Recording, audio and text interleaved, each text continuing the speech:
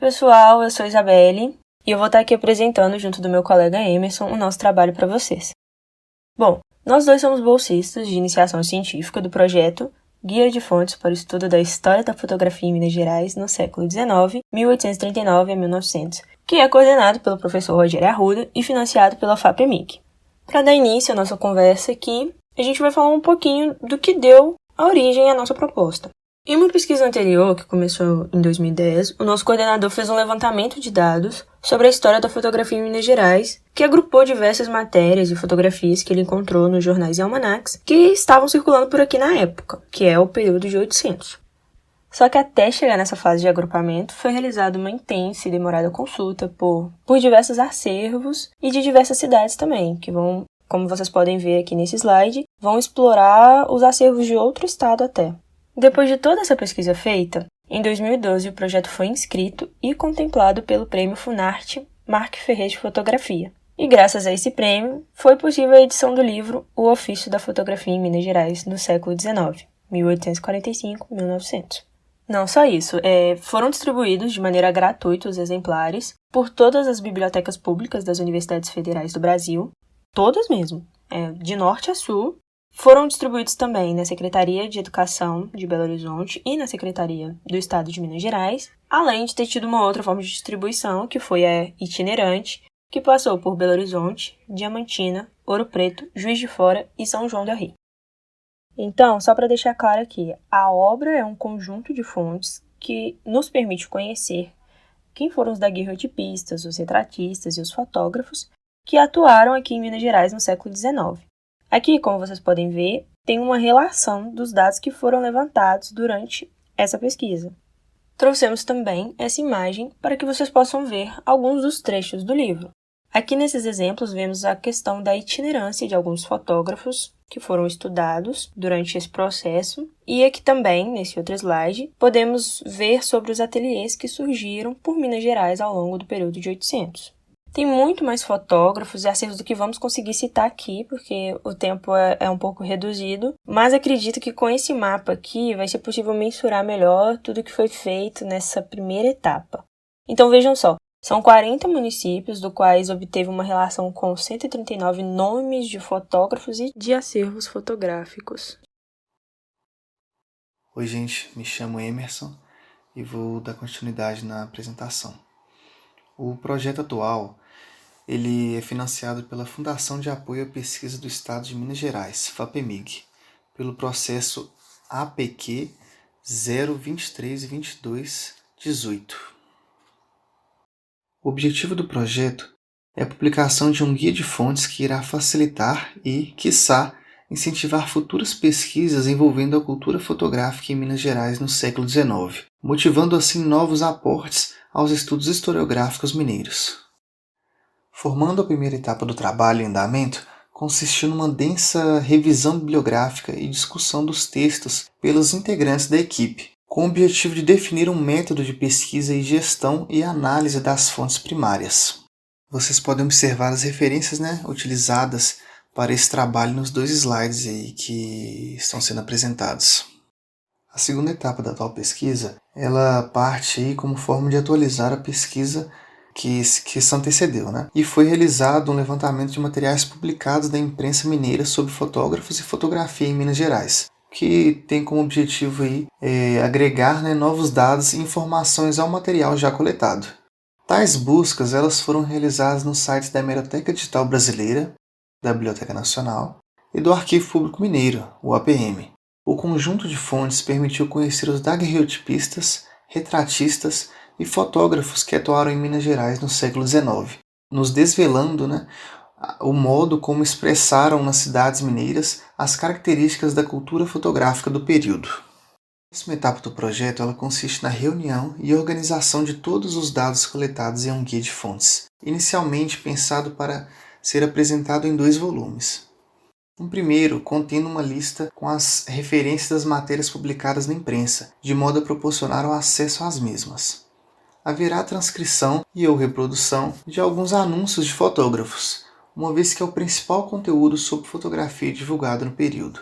Já o segundo volume será voltado para a identificação dos acervos fotográficos que contenham fotografias realizadas em Minas Gerais, com a caracterização deles e formas de acesso aos mesmos.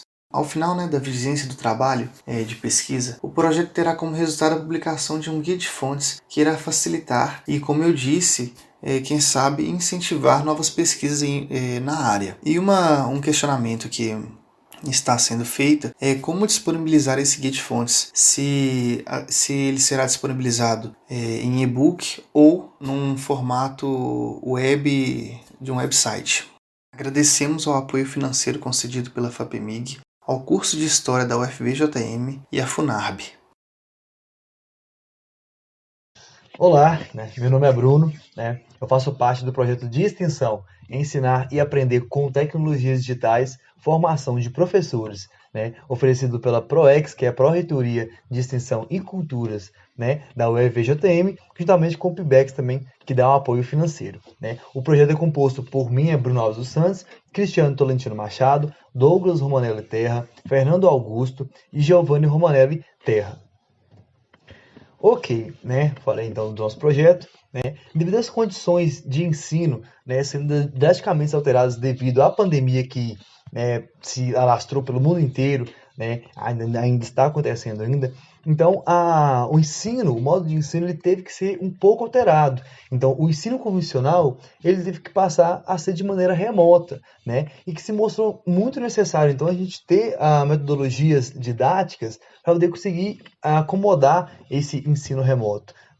Então, a continuidade das aulas em escolas públicas, particulares e até mesmo no ensino superior tiveram que ser cessadas, e o ensino remoto ele se mostrou uma maneira para poder conseguir passar o ensino para a população de estudantes e tudo mais. Então, quais seriam os objetivos do nosso projeto? Então, o que o projeto ele busca?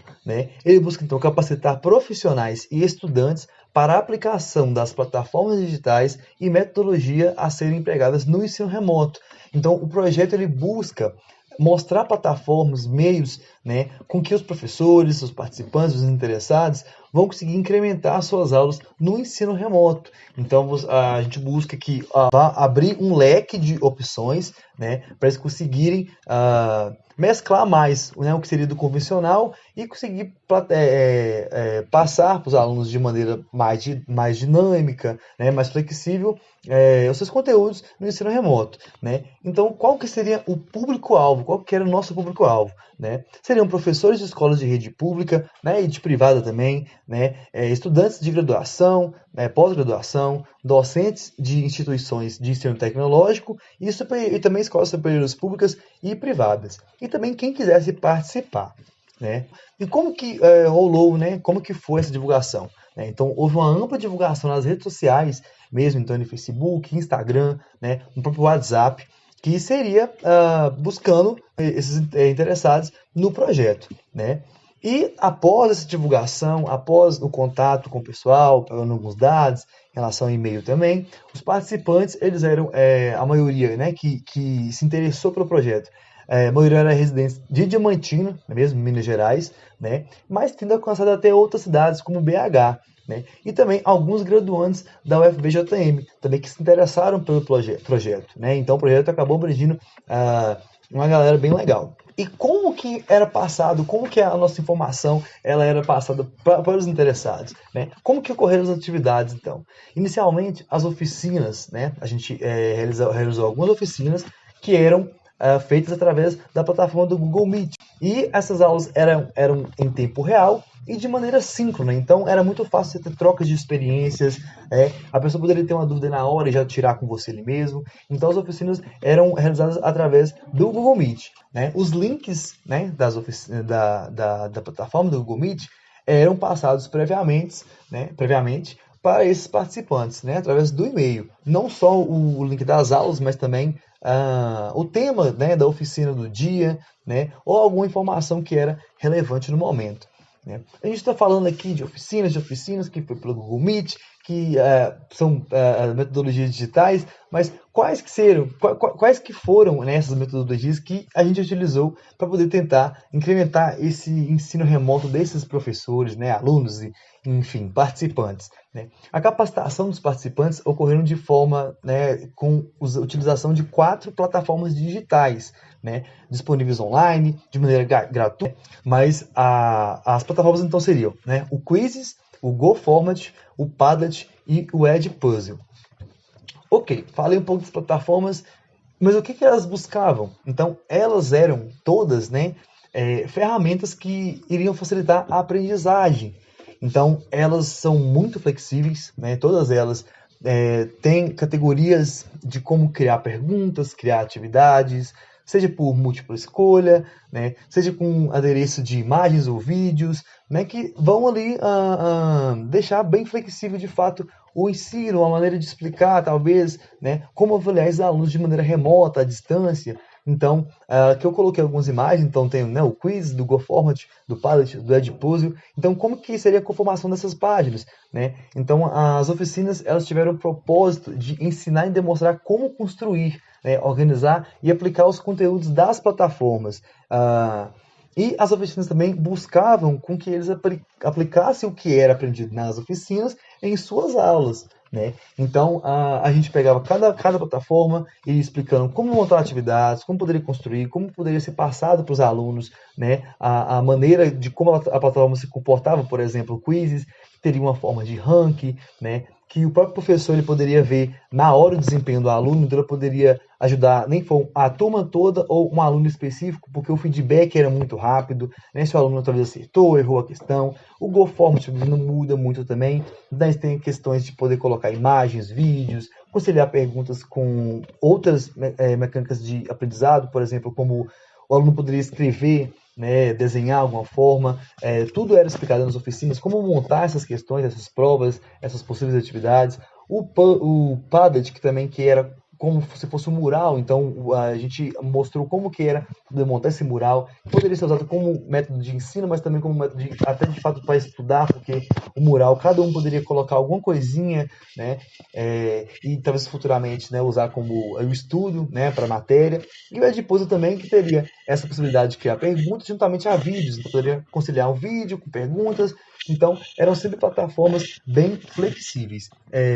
Então, finalizando, né, as considerações finais, né, as oficinas, ao final das oficinas, notou-se grande adesão dos participantes que tiveram, né, a sua formação amplificada por meio do atendimento e conhecimento das plataformas digitais, podendo, por exemplo, ser aplicadas de maneira remota nas tarefas e avaliações, né? E até como foi solicitado pelos próprios participantes interessados do projeto, né, foram produzidos pelos membros, né, do projeto, então a gente teve produziu tutoriais dessas plataformas digitais, né, que eram expostas em Word, né, PowerPoint, com um passo a passo para criar, para poder mexer e bastante nas plataformas, né, a fim de facilitar o entendimento e aplicação das ferramentas no ensino remoto, né. Então, ao final de toda a oficina também teve um bate-papo com os integrantes, né, e aí eles relataram o que foi a percepção e tudo mais, e se mostraram bem interessados, né, em relação às oficinas. Né? No mais, é isso. Né? Agradecimentos então à Pró-Reitoria de Extensão e Cultura, que é a PROESC da UFVJM, através do Programa Institucional de Bolsas de Extensão PIBEX, né, pelo apoio financeiro. Então é isso, muito obrigado. Olá a todos! Hoje eu vou apresentar o trabalho intitulado Ensinar e Aprender com Tecnologias Digitais no Ensino Remoto Superior, tendo como autores eu, Giovanni Romanelli Terra, Cristiane Tolentino Machado, Douglas Romanelli Terra, Bruno Alves dos Santos, Fernando Augusto de França Boganem. Com a chegada do novo coronavírus, houve uma inevitável transição para o mundo pandêmico, e com isso, obrigou uma remodelação na forma de ensino de inúmeras instituições acadêmicas. Mas essa remodelação, ela veio diretamente associada com o ensino remoto, que acabou tomando conta de todos os meios de ensino. Mas aí fica aquela dúvida, né? Seria mesmo essa nova forma de aprendizagem um meio eficiente? E foi isso que o trabalho buscou responder, verificando a percepção dos estudantes, né? Referentes ao ensino remoto e também referentes a algumas plataformas digitais que a gente acabou utilizando, como o Quizzes, o Formative e o Padlet. Mas vamos falar um pouco agora de como é que foi conduzido o estudo. Foi da seguinte maneira. Aulas expositivas, elas eram gravadas na plataforma Google Meet e logo em seguida disponibilizadas no Google Classroom, para o acesso de forma assíncrona dos discentes. Ao decorrer do período, juntamente com a disponibilização dessas aulas, eram entregues para os estudantes semanalmente atividades utilizando o Quiz e o Formative. Essas duas plataformas, elas permitem, né, a criação de perguntas de maneira interativa, que posteriormente os estudantes acabavam respondendo. Também acabou sendo direcionado para os estudantes uma atividade em que eles estariam utilizando a plataforma Padlet, de forma que eles deveriam confeccionar, né, coletivamente um mural histológico. Mural esse que posteriormente iria servir de base para estudos. E ao final das atividades, para se conseguir uma análise das percepções, foi enviado aos estudantes via formulário Google da unidade curricular de Histologia e Embriologia dos cursos de Odontologia, Enfermagem, Farmácia e Nutrição um questionário com perguntas objetivas e subjetivas sobre o modo de ensino, bem como as ferramentas que foram utilizadas e citadas anteriormente. Para uma melhor leitura dos dados, as perguntas objetivas contidas no formulário acabaram seguindo uma escala de concordância do tipo Likert, que é concordo totalmente, concordo, nem concordo nem discordo, discordo e discordo totalmente.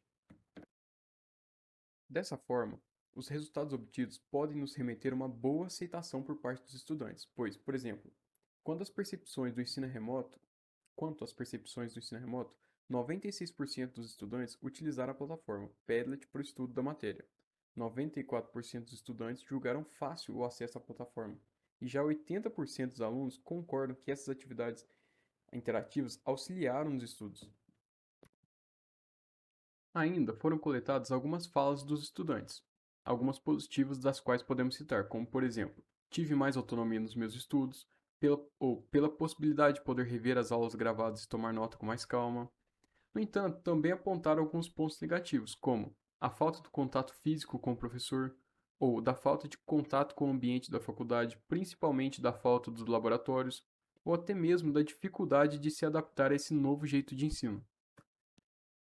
Já quanto aos resultados referentes ao quizzes, também podemos concluir que houve uma boa aceitação por parte dos estudantes, já que 98% concordam que o quiz facilitou na aprendizagem dos assuntos abordados. Outros 86% concordam que o quizzes motivaram os estudos e 90% concordaram que o quiz auxiliaram a entender melhor a matéria trabalhada. Quanto às falas coletadas do quizzes, praticamente não apresentou pontos negativos por parte dos estudantes. Muito pelo contrário. Como exposto aqui, algumas das vantagens. Os quizzes instigam a vontade de fazer, têm uma maneira interativa e legal de fazer. Outra, possibilitou uma maior fixação e aprendizagem da matéria. Até mesmo, achei o uso bom, é prático e rápido, e é como um jogo, então achei divertido. No entanto, apenas duas frases negativas foram coletadas, como por exemplo, foram legais, porém a contagem de tempo para responder as questões era um pouco ruins, ou, e até, né, tive algumas dificuldades em acessar os quizzes, mas de uma vez. Já quanto aos dados coletados referente ao Formative, foram também bem positivos, podendo dar ênfase para alguns pontos, como por exemplo, 88% dos estudantes julgaram fácil o acesso à plataforma, outros 80% concordam que o Formative auxiliaram a entender melhor a matéria trabalhada, e 86% ainda gostariam que a plataforma Formative fosse utilizada em outras disciplinas. Já quanto à fala dos estudantes referente ao Formative, podemos apontar alguns fatos positivos, né? Como, por exemplo, gostei da praticidade de acessar as atividades, ajudou a fixar o conteúdo, são atividades mais atrativas, o fato de poder realizar também as atividades nas quais seria possível indicar, desenhar, marcar. No entanto, tiveram alguns pontos negativos, como por exemplo, a maioria está ligada com a dificuldade de acesso. Uma fala do estudante. No início foi um pouco difícil de entrar, mas não foi algo que me atrapalhasse. Ou até mesmo pequenos problemas de acesso.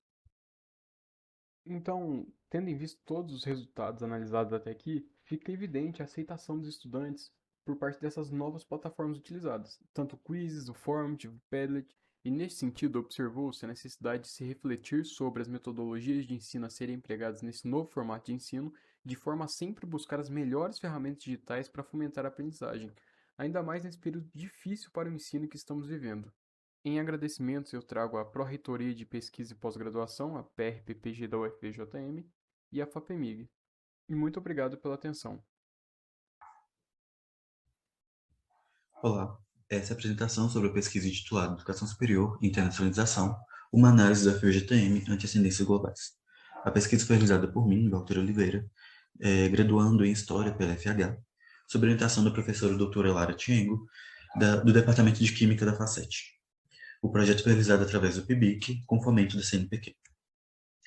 O nosso trabalho ele busca compreender a organização da internacionalização da FUVJM, considerando as suas especificidades, uma instituição muito recente e situada no interior de Minas.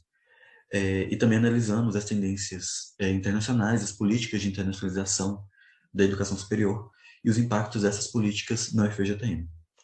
A nossa pesquisa foi norteada por perguntas relacionadas às políticas de internacionalização, aos acordos e parcerias firmados entre o UFVJM e outras instituições e países, o acolhimento de estudantes estrangeiros, as dinâmicas adotadas após o retorno dos estudantes bolsistas de intercâmbio, as estratégias de internacionalização em casa, ofertas de disciplinas em inglês e as contribuições da internacionalização, tanto para o FVJM quanto para a sociedade onde ela está inserida. Os nossos objetivos nessa pesquisa foram realizar um levantamento bibliográfico sobre internacionalização do ensino superior no Brasil e na UFVJM, analisar os projetos de internacionalização da FVJM, analisando pontos como acordos internacionais, os financiamentos e origens das bolsas de mobilidade, a mobilidade docente-discente e técnica, as políticas linguísticas e as áreas que são priorizadas, entre outros. E também analisar a presença ou ausência da FVJM em rankings acadêmicos mundiais e nacionais.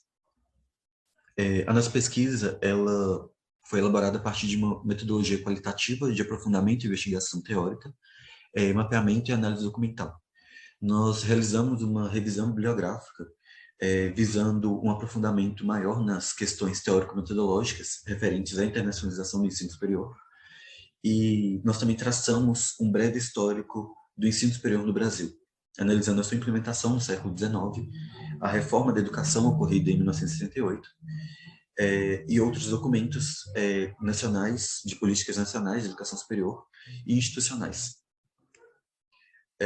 Nós analisamos os planos de desenvolvimento institucional do FVJM, referente aos períodos de 2012 a 2016, 2017 a 2021 e 2021 a 2025, além de tabelas fornecidas pela Diretoria de Relações Internacionais, DRI, da UFVJM, que apresentam dados quantitativos de discentes de graduação e pós-graduação contemplados com bolsas de mobilidade. E também analisamos as parcerias que são firmadas entre o FVJM e instituições de ensino superior estrangeiras. Aí também analisamos a presença da UFVJM nesses rankings nacionais e internacionais e os critérios que esses rankings adotam para avaliar as instituições de ensino superior. E nós tivemos um importante referencial teórico, que é a dissertação da mestra Lara Góes, aqui da UFVJM, onde ela analisa os impactos do programa Ciência Sem Fronteiras na UFVJM, sendo este o único trabalho que aborda essa temática até então.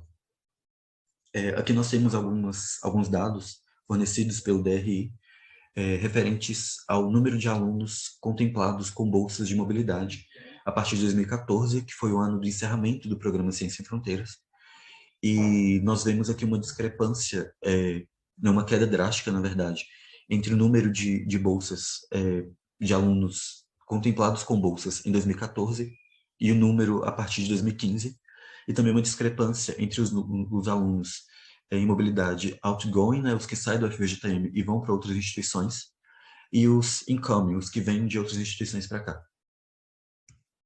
Aqui nós temos a posição da UFVJM no ranking universitário da Folha, que é um ranking nacional, e a UFVJM sempre esteve presente, desde o ano da criação desse ranking, que foi 2012, e esse ranking ele analisa todas as instituições nacionais. Nós temos posições razoáveis, considerando o tempo de criação do FVJM, e aqui eles analisam, além da posição geral, a posição de ensino, de pesquisa e de internacionalização. Aqui nós temos um ranking uma tabela com ranking de 3 grandes empresas de ranqueamento universitário, que é o ranking de Xangai, o ranking da QS e o da Times Higher Education, entre os anos de 2016 e 2018. A UFVJM não entra nesses rankings. Aqui nós temos as 10 primeiras universidades latino-americanas a entrarem. A USP, a Unicamp e o UFVJM, que estão sempre ocupando as primeiras posições dos rankings nacionais, aparecem entre a posição 100 e 200, ou até mesmo até a 500 nesses rankings. Na nossa pesquisa, nós nos deparamos com um projeto que é o IMI, que ele refere à internacionalização em casa. O IMI ele é o inglês como meio de instrução, em tradução literal, e ele tem como objetivo ofertar disciplinas e atividades acadêmicas de maneira total ou parcial em língua inglesa, visando a inserção do idioma, que é conhecido como a língua da ciência, além de padronizar a pesquisa no mundo. Aqui ele teve início em 99, no processo de Bolonha, na Europa, e aqui no Brasil ele começou a ser implementado em 2016, a partir de uma parceria entre a Universidade de Oxford e a Universidade Federal do Paraná. Essa pesquisa ela traz ainda mais questionamentos, principalmente relacionado à implementação do IMI aqui na FVJM, mas a partir dos dados que nós tivemos, nós podemos entender que, mesmo sendo uma universidade muito recente e tendo um processo de internacionalização um pouco difuso, a partir das políticas que estão presentes no PDI, a gente percebe que existe um interesse forte em reforçar essa dinâmica de internacionalização na nossa instituição. Além de buscar novas colocações melhores, na verdade, nos rankings nacionais e até mesmo a inserção nos rankings internacionais. Mas a gente precisa ainda frisar que essa internacionalização, da maneira que ela tem sido, ela tem perpetuado uma hegemonia que prioriza uma relação entre o norte e o sul global. Nós acabamos focando muito na maneira como os países tidos como primeiro mundo produzem a ciência, e também tem um predomínio muito forte da língua inglesa, mesmo estando em um país que é cercado por outros países que falam espanhol.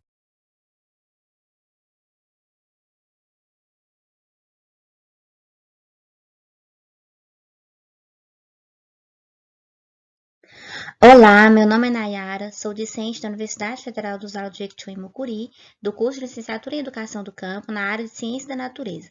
Irei apresentar sobre tecnologias sociais para a promoção da saúde no Vale do Jequitinhonha e seus potenciais didáticos no ensino de ciências. Esse trabalho foi desenvolvido por mim e por Ofélia Ortega Freire, professora da Universidade Federal do Vale do Jequitinhonha em Mucuri. Esse trabalho é resultado do desenvolvimento de um projeto de pesquisa de mapeamento de tecnologias sociais para a promoção da saúde no Vale do Jequitinhonha e seus potenciais didáticos na educação do campo. Os objetivos dessa pesquisa eram levantar dados sobre o desenvolvimento e uso dessas tecnologias sociais, elaborar um mapa com o georreferenciamento dessas tecnologias e escolher uma tecnologia social para identificar potenciais didáticos e produzir um material didático. Para alcançar esses objetivos, foram realizadas revisão bibliográfica sobre os eixos temáticos, que era tecnologia social, promoção da saúde e mapeamento participativo. Também foram feitas análise do conteúdo da disciplina Artes da Cura, debates coletivos entre grupo de pesquisa e ciclos formativos, realizados de forma online por conta da pandemia do Covid-19. Bom, inicialmente, é preciso refletir sobre o termo tecnologia para melhor compreendermos o resultado desse estudo. Muitas vezes associamos o termo tecnologia a apenas artefatos, porém, nesse estudo, consideramos que a tecnologia envolve processos, métodos e meios para sua desenvoltura. Nessa discussão sobre tecnologias, podemos dividi-las em duas categorias, considerando um ponto muito importante que a ciência não é neutra. o autor Dagnino coloca essas características que podem separar essas tecnologias. Uma denomina-se a tecnologia convencional, na qual é poupadora de mão de obra, hierarquizada, possui escala de produção, é ambientalmente sustentável, alienante e possui controle que diminui a criatividade dos sujeitos. Já a tecnologia social, que é o fruto e estudo dessa pesquisa, potencializa a criatividade do trabalhador, não é discriminatória, não é hierarquizada, prioriza a sustentabilidade ambiental e, principalmente, a inclusão e participação popular. Também é preciso refletir sobre o termo saúde para entendermos o resultado dessa pesquisa. Após estudos, adotamos para a pesquisa uma definição de saúde mais ampla, que não se limita à prevenção de patógenos, mas considera fatores relacionados à alimentação, à habitação, à educação, à renda, ao meio ambiente, ao trabalho e ao transporte, dentre outros fatores sociais que determinam o bem-estar de um sujeito. Bom, a partir da pesquisa e análise dos conteúdos e artes da cura, foi identificado essas 3 tecnologias sociais: o uso de plantas medicinais, prática de curandeiras e benzedeiras e prática das parteiras. Todas essas tecnologias sociais encontradas na cidade de Diamantina e também na cidade de Cerro. São tecnologias sociais, pois se enquadram nas reflexões de Dagnino, um dos autores referenciais desse estudo, que define a tecnologia social como estratégia para solucionar as demandas de forma sustentável e com a participação popular. O uso das plantas medicinais diz respeito sobre as ervas e seus potenciais de cura. Essa prática é feita tanto por homens quanto por mulheres, especialmente pelas mulheres. Essa prática acompanha os povos tradicionais de geração em geração. Essa tecnologia social é muito importante para os camponeses, pois permite o acesso aos cuidados com a saúde sem precisar sair do território, tendo em vista que alguns não possuem grandes condições financeiras para a compra de remédios industrializados. Além disso, é preciso considerar o difícil acesso à cidade que algumas comunidades rurais possuem. Das plantas medicinais são utilizadas desde as folhas até as raízes, e essas plantas podem ser encontradas nas chapadas do cerrado ou nos próprios quintais das pessoas. Também encontramos a prática das parteiras e curandeiras. Essas práticas possibilitam a criação de um forte vínculo com o território. São mulheres que realizam o parto de outras mulheres em suas próprias casas. Está muito relacionada à fé, à espiritualidade, e muitas mulheres guardam para si suas rezas e plantas utilizadas e não divulgam, pois consideram uma prática quase que sagrada. Algo interessante de pontuar é o modo de vida da aldeia indígena Sintra Vermelha. Ao analisar o modo de vida dessa aldeia, o modo como trabalham a forma do autoestima, a forma como lidam com o erro, o uso de plantas medicinais, de rezas e tudo mais, nos faz refletir o quanto existem inúmeras formas de desenvolver tecnologias que promovem a saúde, sem desenvolver muitos impactos negativos, especialmente no que diz respeito aos impactos ambientais. Bom, considerando as tecnologias sociais encontradas e analisando os potenciais didáticos, o autor Delizoikov e seus colaboradores, na qual fazem reflexões segundo os pensamentos de Paulo Freire, aponta que as tecnologias sociais podem se tornar ferramentas didáticas que possibilitam desenvolver a problematização e a identificação de temas geradores e situações significativas. A exemplo disso e de potenciais didáticos, podemos citar a partir da tecnologia social do uso de plantas medicinais, na qual possibilita ensinar conceito de ciências como ensino de botânica, ecologia, fotossíntese, dentre outros. É possível, além disso, desenvolver atividades interdisciplinares. Por exemplo, a partir da localização das plantas e características, é possível lecionar sobre biomas, especialmente o bioma cerrado e seus relevos, além de lecionar química a partir do preparo dos remédios caseiros.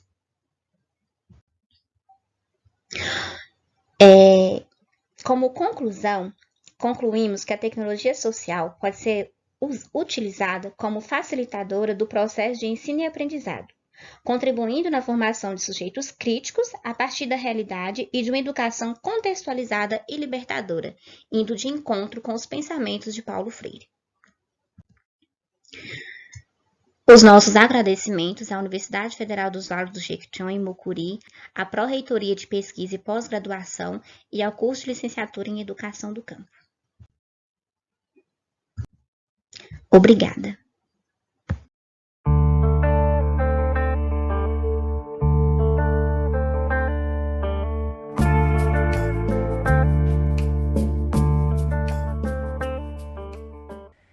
Olá a todas e todos! Eu sou Ana Flávia Honório, aluna do curso de História da UFVJM, e vou apresentar para vocês o podcast Vozes na Pandemia, a construção de uma memória no enfrentamento ao novo coronavírus, que é um programa que faz parte do podcast Vozes da História. O projeto foi desenvolvido pelos docentes Rogério Arruda, Elaine Sodré, Fernanda Valim e pelos discentes Adivaldo Cardoso, Ana Flávia Honório, Arthur Benício, Emerson Júnior e Isabelle Vieira. As atividades do projeto são executadas desde 2019, com a realização de 2 programas na rádio universitária, em que a pauta das discussões era sobre a história de Diamantina e região. Devido ao contexto pandêmico iniciado em 2020, precisamos nos adaptar à nova situação para dar prosseguimento no que havíamos proposto. Com isso, adentramos ao mundo do podcast, criando 2 programas, sendo um deles o Voz na Pandemia. Voltando um pouquinho na nossa história, no segundo semestre de 2019, foi ao ar na rádio o programa Por Ser de Lá. Após o seu encerramento, o plano era dar início ao novo programa, Diamantina em Histórias, Versos e Prosas. Entretanto, no meio do caminho, houve o empecilho do fechamento da rádio universitária, que acarretou também com o contexto pandêmico. Dessa forma, precisamos nos reinventar para dar seguimento ao projeto que acreditamos em sua tamanha importância. Por isso, os programas radiofônicos foram substituídos pelo podcast, uma proposta desafiadora que envolveu novos aprendizados em perspectiva interdisciplinar. Bom, nossos objetivos foram produzir 2 programas em formato de podcast, e ambos com viés histórico-cultural. O primeiro, Vozes na Pandemia, e o segundo, Diamantina em Histórias, Versos e Prosas. Tratando aqui agora sobre o Vozes na Pandemia, objetivamos criar um acervo de memórias do tempo atual da pandemia, de forma a colaborar no processo das discussões e reflexões dos impactos causados pelo novo coronavírus na vida das pessoas. Se tratando da metodologia, podemos dizer que foi um desafio interdisciplinar. Primeiro, tivemos a necessidade de aliar os procedimentos e metodologias do trabalho do historiador e do profissional de letras, seja na pesquisa bibliográfica e histórica, e a redação de textos. O ponto comum foram os novos aprendizados. Não somente saber o que é um podcast, e sim como produzir, como publicar e divulgar. Mas, sem dúvidas, a parte do editar os arquivos de áudio foi um grande desafio. A conquista não poderia ter sido melhor, pois ela não foi somente no audiovisual, mas também na elaboração de roteiros de entrevistas, as próprias entrevistas, a criação de roteiros e redação dos episódios, e principalmente as publicações nas maiores plataformas de áudio. Todo esse trabalho aconteceu de forma remota, através dos chats, reuniões online, entrevistas à distância e etc. Como eu disse, o nosso trabalho também foi audiovisual. Precisávamos convidar o público a escutar os nossos áudios, e o caminho encontrado foi através das redes sociais. Para isso, o visual também é muito importante para despertar o interesse do futuro ouvinte. Essas são algumas das capas utilizadas nos nossos episódios conforme cada tema tratado. Ao total, Foram 30 episódios produzidos com subtemas diferentes, como vocês podem ver.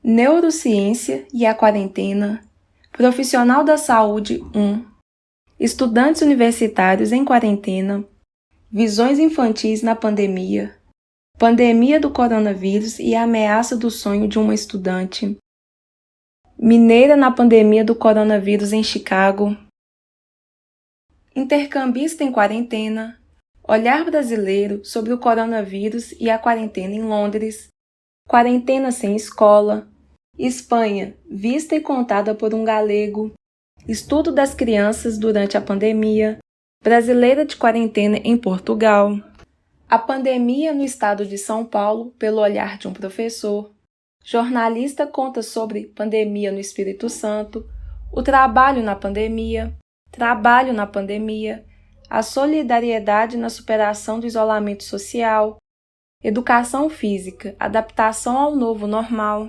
Aprendizados da quarentena, Hábitos, tecnologia, crítica e equilíbrio emocional, Reflexões de uma psicanalista e professora de filosofia, Visões da pandemia entre a angústia e a esperança, Profissional da Saúde 2, Maternidade na quarentena, Estudantes de medicina, Geração Z, o que se passa na cabeça deles. Por trás de cada número existe uma história. Profissional de saúde, paciente Covid. Nós do Vozes Parte 1, Nós do Vozes Parte 2, Nós do Vozes Parte 3. O programa alcançou 1.245 reproduções até o presente momento, além de ter sido ouvido em diversos países além do Brasil. Podemos concluir que o podcast alcançou o tripé ensino, pesquisa e extensão de maneira bastante satisfatória. O processo de produção e distribuição dos episódios fomentou uma ampla troca de aprendizados entre os integrantes e principalmente do projeto para com a sociedade, firmando assim a finalidade de um projeto de extensão. Nossos agradecimentos à PROEX, ao curso de História, ao curso de Letras e ao mestrado profissional interdisciplinar em Ciências Humanas. Agradecemos também a todos aqueles que assistiram essa apresentação. Este trabalho intitula-se Suicídio e Sentido da Vida, Elaborações à Luz da Logoterapia. Ele foi formulado por mim, Lázaro Silva Queiroz, pelo professor Yuri Elias Gaspar e por Liliane Gaspar Silva, todos da UFVJM. A Organização Mundial da Saúde define suicídio como ato intencional de acabar com a própria vida. Na contemporaneidade, em consequência do aumento expressivo no número de tentativas e suicídios consumados, este fenômeno passou a ser visto como um grave problema de saúde pública. O número de óbitos por suicídio ultrapassa anualmente 800 mil em todo o mundo. Este número fez o suicídio tornar-se, em 2012, a 15ª causa de mortalidade na população em geral. Ou seja, quando nós estamos falando sobre suicídio, nós estamos nos referindo a um fenômeno que tem sido extremamente recorrente em nossa sociedade. A OMS fala em mais de 800 mil óbitos por ano através de suicídio. Alguns autores vão falar em 1.920 óbitos por dia, ou seja, um suicídio a cada 40 segundos. Né? Esse é um cenário propício ao estudo acerca desse tema. Estudo sobre esse tema tem sido mais frequente. Neste sentido, o presente trabalho objetiva apresentar as contribuições da logoterapia para a compreensão de como a descoberta de um sentido para a vida impacta na elaboração da experiência de suicídio. Nós optamos por fazer uma leitura a partir da logoterapia devido ao fato da categoria sentido ocupar um lugar central nas elaborações dessa abordagem psicoterapêutica. Inclusive, a palavra logoterapia ela é derivada do grego logos, que um dos significados possíveis é exatamente sentido. Qual foi a metodologia utilizada? Realizou-se revisão bibliográfica nas principais obras em que o fundador da logoterapia, Viktor Frankl, discute questões concernentes ao objetivo da presente pesquisa. Ou seja, nós realizamos leitura das principais obras onde o psiquiatra e filósofo vienense Viktor Frankl, que é o fundador da logoterapia, ele discute questões relacionadas ao suicídio e ao sentido da vida. E quais foram os resultados que nós chegamos nessa pesquisa? Frankl concebia a busca por um sentido na vida como uma necessidade primária da pessoa humana. O autor afirma que a descoberta de um sentido para a vida possibilita ao homem colocar-se de forma diferente diante das agruras da existência. Para Frankl, quando o homem tem sua vontade de sentido frustrada, há a manifestação de uma vivência de vazio existencial. Neste processo, a resposta negativa perante a pergunta pelo sentido pode culminar em adoecimento e sofrimento. Para Viktor Frankl, a pessoa humana, ela carece de sentido. É próprio do homem buscar um sentido para a sua vida. Quando o homem está diante dessa pergunta pelo sentido e ele encontra uma resposta negativa, ele vai ter uma frustração da sua vontade de sentido, vivenciando aquilo que o Viktor Frankl chamava, aquilo que o Viktor Frankl denominou de vazio existencial, que pode provocar o sofrimento ou o adoecimento, que o Viktor Frankl chamava de sofrimento ou adoecimento noogênico. Mas a grande questão é que nem todo sofrimento ele é noogênico, ele é causado por um vazio existencial. Nós podemos sofrer por uma infinidade de motivos na nossa existência. Porém, para o Viktor Frankl, a pessoa que consegue vislumbrar, a pessoa que descobre um sentido para a sua existência, ela consegue se colocar, se posicionar de forma diferente diante dos sofrimentos que a vida lhe impõe. Né? O Viktor Frankl, ele recorria à frase do filósofo alemão Nietzsche, que diz assim: quem tem um porquê suporta quase qualquer como, ou seja, quem consegue vislumbrar um sentido para a vida, consegue superar e se sustentar diante de grandes adversidades. E qual foi a conclusão a que nós chegamos? De forma muito sucinta, né? Diante das leituras realizadas, entende que a proposta presente na logoterapia compreende o suicídio enquanto fenômeno complexo e que revela o drama do existir humano. Nas obras consultadas, Viktor Frankl empenha-se em apresentar elementos que podem permitir à pessoa vislumbrar alternativas diferentes da autoaniquilação perante um intenso sofrimento. O suicídio, de fato, é um problema complexo, é um problema multifatorial, envolve um número grande de questões e de causas, mas aquela pessoa que consegue vislumbrar um sentido para a própria existência pode se colocar de forma diferente diante das agruras, diante das dores existenciais e vislumbrar outras saídas que não a autoaniquilação. Essas foram as referências que nós utilizamos na elaboração do trabalho. Eu agradeço muito o espaço, a atenção de vocês e um forte abraço. O presente trabalho versará sobre os registros paroquiais de terra na freguesia de Diamantina, 1855-1856, de autoria de Matheus Brant da Silva, da Universidade Federal dos Vales de Jequitinhonha e Mucuri, licenciatura em História.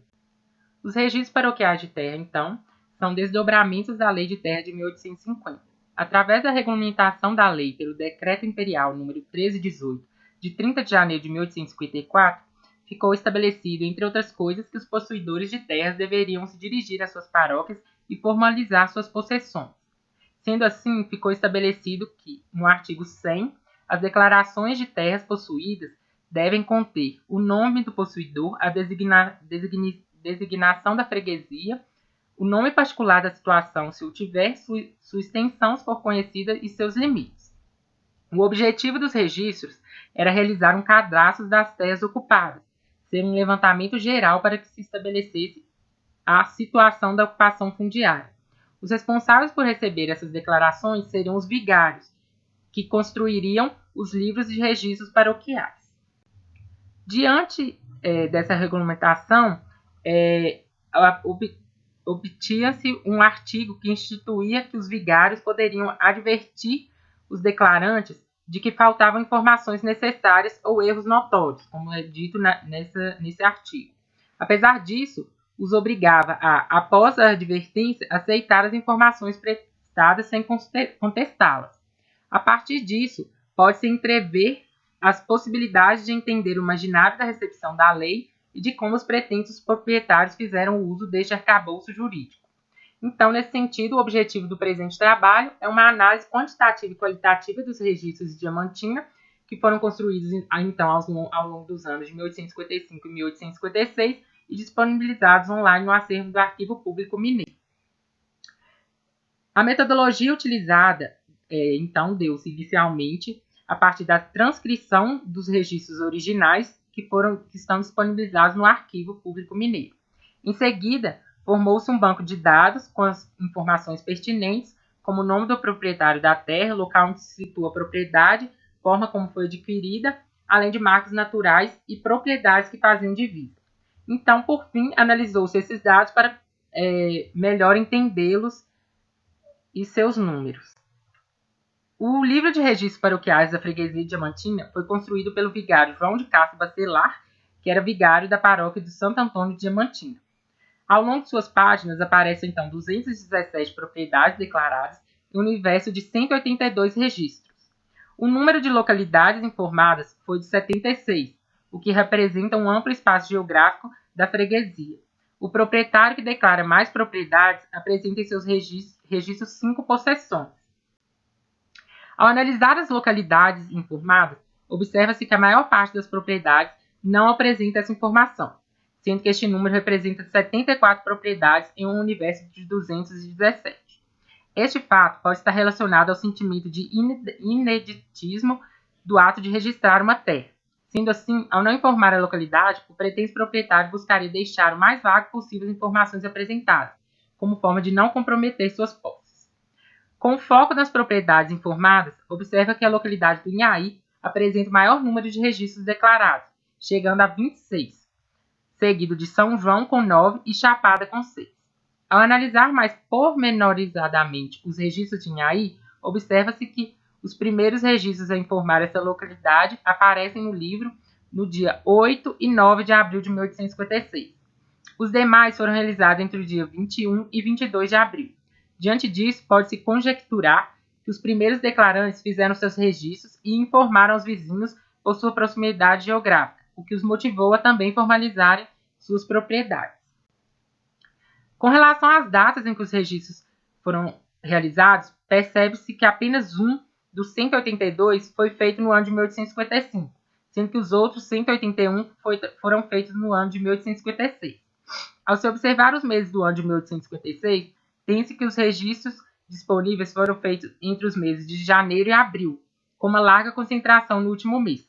Isso pode indicar mais um aspecto sociocultural da freguesia, tendo em vista que estes estão concentrados no período final do contexto religioso da Quaresma, sendo um tradicional período religioso do calendário católico. Pode-se, então, entrever nesses números a influência religiosa nos assuntos civis do Império. Ao analisar os dados referentes à forma de aquisição das propriedades, pode-se observar que a compra aparece mais vezes, com 84 propriedades, seguido da herança e da falta dessa informação. A alta incidência de propriedades onde não aparece a informação pode ser entendido como uma forma de mascarar sua forma de obtenção, tendo em vista a possível alta incidência de terras apossadas. Sendo assim, pode-se entrever nessas faltas de informações propriedades que seriam posses recém-adquiridas e não foram registradas como. Ao mesmo tempo, seria interessante para este posseiro utilizar-se deste documento com objetivos de assegurar sua posse, o que foi comumente utilizado, mas que mesmo que o objetivo do registro não fosse de registrar a terra. Com relação aos dados de confrontantes, a maioria informa tanto o nome de proprietários quanto de marcas naturais. Isso leva a crer que, ao descrever a localização de suas terras, se utilizaram do entendimento social mútuo, onde no imaginário local descrever tais localizações e proprietários era de comum acordo social. A informação referente ao tamanho da propriedade se mostra como dado que menos aparece nos registros. Enquanto que 52% dos registros possuem o dado, aproximadamente 48% não o apresentam. Este dado pode ser lido tanto como real falta de conhecimento da extensão da posse, dado o aporte financeiro necessário para empreender tal medição, quanto deliberada omissão dos proprietários. Ao realizar o cálculo de não informar a extensão de suas posses, os proprietários poderiam estar pensando em futuras anexações de terras devolutas para incrementar suas possessões. Então, diante dessa análise empreendida, pode-se observar como os atores sociais da freguesia diamantina, que fizeram suas declarações, se valeram do arcabouço jurídico referente à lei de terras para validar sua propriedade. Nesse sentido, pode-se entrever a complexidade social relativa a possessões de terras na freguesia e suas implicações.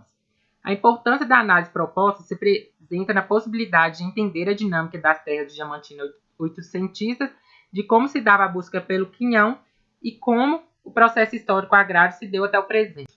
Um agradecimento especial para a Universidade Federal dos Vales de Jequitinhonha e Mucuri. Essas são as bibliografias utilizadas no trabalho.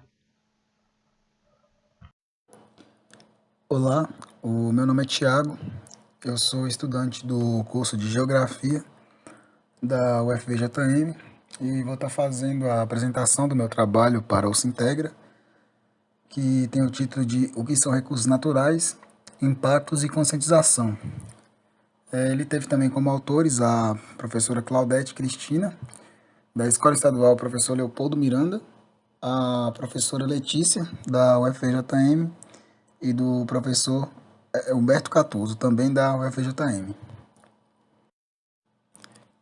Recursos naturais são elementos que estão à disposição dos seres para, a partir da utilização, garantir a sua sobrevivência, conforto e bem-estar. Então, é considerado recurso natural os bens que são retirados da natureza, sendo de forma direta ou indireta, para serem transformados e utilizados pelos seres humanos. Infelizmente, esse tema não é tratado de forma completa no ensino fundamental, e é possível notar isso ao se analisar os materiais didáticos, como livros e o plano de estudos tutorados. Faz-se necessário, então, a criação de materiais complementares, como vídeos, para fixação do conteúdo. O presente trabalho se trata de uma videoaula que apresenta o que são os recursos naturais e os impactos que são causados com seu mau e muitas vezes exagerado uso, em complementação aos materiais didáticos. O objetivo é de poder ilustrar de forma clara e de fácil entendimento, através de uma videoaula, o conceito de recursos naturais, os impactos que são causados pelo uso excessivo e também pelo mau uso, e como isso pode acarretar no esgotamento desse bem material. O trabalho ele tem como viés a conscientização, tendo em vista que quanto mais cedo é apresentado esse tema, maiores são as chances de uso dos recursos naturais de forma consciente. No trabalho, por se tratar de uma introdução sobre o tema, o público-alvo fica voltado principalmente para o ensino fundamental. Para estar fazendo a produção do vídeo e do texto que foi utilizado, foi realizada uma pesquisa sobre o tema. Além disso, foram utilizadas algumas imagens da internet que foram previamente selecionadas. E para estar fazendo o mesmo vídeo, para gravação, foi utilizado o programa OBS Studio e para edição o programa DaVinci Resolve. Ambos estão disponibilizados nos seus sites oficiais, de fácil download e grátis. Além do texto e as imagens, foi também utilizado no final do vídeo um outro videozinho pequeno sobre o consumo responsável, que foi produzido pelo Banco do Brasil em parceria com algumas organizações. E aqui segue os ícones dos dois programas que foram utilizados. Esse primeiro aqui é do OBS Studio, que é o de gravação, que também tem muitas funções para poder estar utilizando ele. E o DaVinci, que é muito completo em questão de edição, tem de tudo, faz de tudo nele. Como resultado, foi elaborado um vídeo de aproximadamente 13 minutos sobre essa temática do vídeo, inicialmente tratando assim o tema de recursos naturais e posteriormente promovendo a conscientização desse uso, né, dos recursos. O vídeo ele está disponibilizado nesse link aqui, que eu estou deixando aqui hospedado na apresentação. E esse link é do meu canal, e ele tem também outros conteúdos sobre geografia, dentre outros trabalhos que eu postei também. Aqui temos uma imagem inicial do vídeo. O vídeo produzido ele tem grande importância para a conscientização do uso dos recursos naturais. A produção dessa videoaula preenche uma lacuna deixada, né, pelos materiais didáticos quanto ao tema, auxiliando aos professores no processo de ensino-aprendizagem. Necessita-se de mais iniciativas como essa que proporcionem o acesso ao conhecimento de forma clara e simples, para garantir um futuro melhor para o ser humano e para o meio ambiente, né? Eu quero deixar os meus agradecimentos, né, para a UFVJM, que é a universidade, né, que eu estudo. Quero deixar também ao PIBID por me proporcionar essas experiências, né, e também ao curso de Geografia, né, da UFVJM, à coordenação, aos meus colegas de curso e os demais, que sempre me proporcionam muitas experiências boas também.